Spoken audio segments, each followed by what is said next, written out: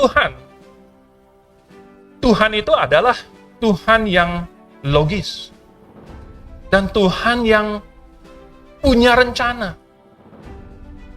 Kalau punya rencana, berarti Tuhan pasti mengatur. Karena kalau rencana nggak diatur, nggak jadi rencananya, saudara.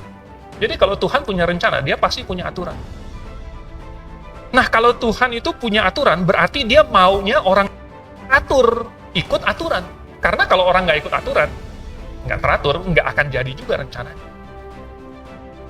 Jadi kalau Tuhan itu logis, dan dia itu punya rencana, dan dia itu teratur, maka Tuhan mau supaya segala sesuatunya itu juga harus masuk akal.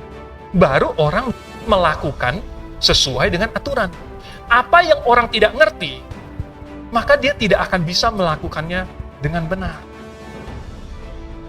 Sudah banyak kali terbukti bahwa orang yang melakukan hal-hal tanpa pemahaman itu justru malah bikin kacau, saudara.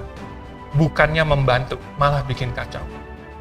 Oleh sebab itu, maka Tuhan ingin kita memahami dulu. Nah, Tuhan mengatur apa?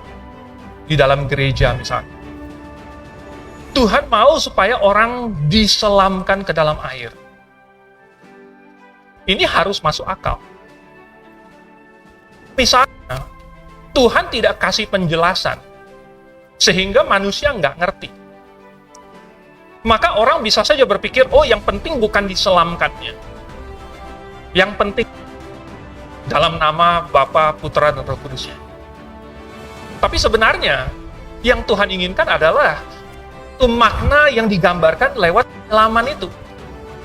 Bahasa Yunaninya adalah baptis. Bahasa Indonesianya diselamkan. Jadi, untuk menggambarkan Yesus mati, dikuburkan, dan bangkit kembali pada hari yang ketiga, maka orang yang sudah mengaku bahwa dia sudah bertobat dan dia sudah terima Tuhan Yesus, juga akan dimasukkan ke dalam air, seluruhnya dibenamkan, lalu kemudian keluar lagi dari air, melambangkan mati, dikuburkan, dan kemudian bangkit kembali bersama dengan Yesus. Ada maknanya, dan ini harus masuk akal. Dan kalau misalnya cuma dipercik-percik dengan air, gimana?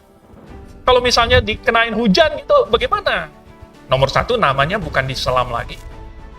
Dan nomor itu tidak menggambarkan yang dilakukan oleh Yesus, mati, dikuburkan, dan kemudian bangkit kembali. Karena Tuhan Yesus dikuburkannya bukan cuma dipercikin pakai tanah. Tuhan Yesus dikuburkan.